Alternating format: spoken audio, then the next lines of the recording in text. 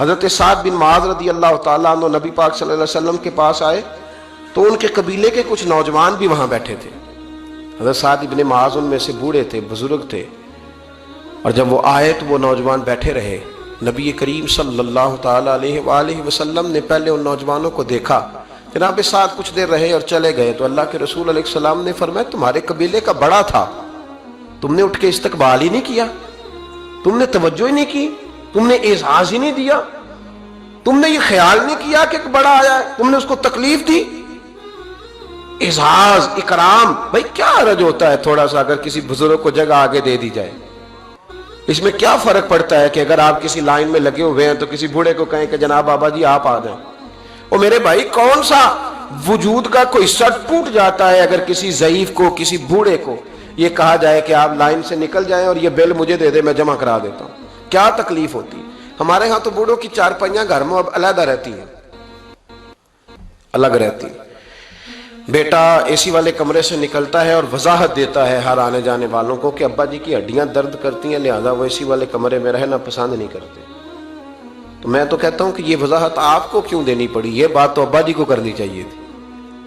یہ وضاحت جو آپ نے دی ہے یہ تو ابا جی کے دینے والی وضاحت تھی، آپ نے کیوں دی؟ ابا جی کے لیے اس طرح کا کمرہ ہے گھر میں جس طرح کا سٹور ہوتا ہے نا پرانے کپڑے رکھنے والا، وہ کمرہ ہے. حدیث سنانے لگا ہوں، اللہ کرے آپ کو یاد رہ جائے، اللہ کرے آپ کو یاد رہے. مشکات کی حدیث ہے، بڑے خوبصورت لفظ ہیں. میرے نبی کریم علیہ الصلوۃ والسلام نے فرمایا رب جو تمہیں روزی دیتا ہے نا یہ تمہارے ضعیفوں کی برکت سے دیتا ہے. وہ جو 90 سال کی اماں گھر میں ضعیف پڑی ہے نا اسے سکریپ کا مال نہ سمجھنا.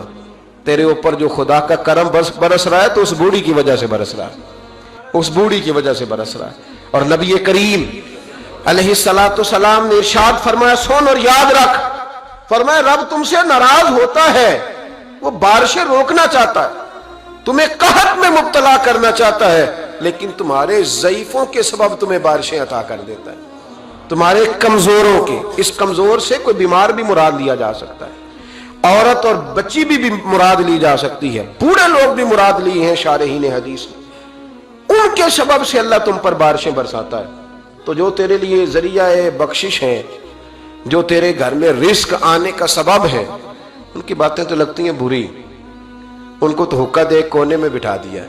اور اگر کبھی دل کرے تو تعارف کراتے ہیں آنے والے مہمانوں سے کہ یہ ابا جی ہیں، اس سے زیادہ کوئی ان کا گھر میں کردار نظر نہیں آتا. یہ ظلم ہے، یہ زیادتی ہے. بوڑھوں کا اکرام کرنا، ان کو پیار دینا، ان کو اعزاز دینا، ان کو ہمیشہ سربراہ بنا کے رکھنا، ان کے ساتھ اس طرح کا رویہ رکھنا کہ جیسے کسی بڑے شان والے آدمی.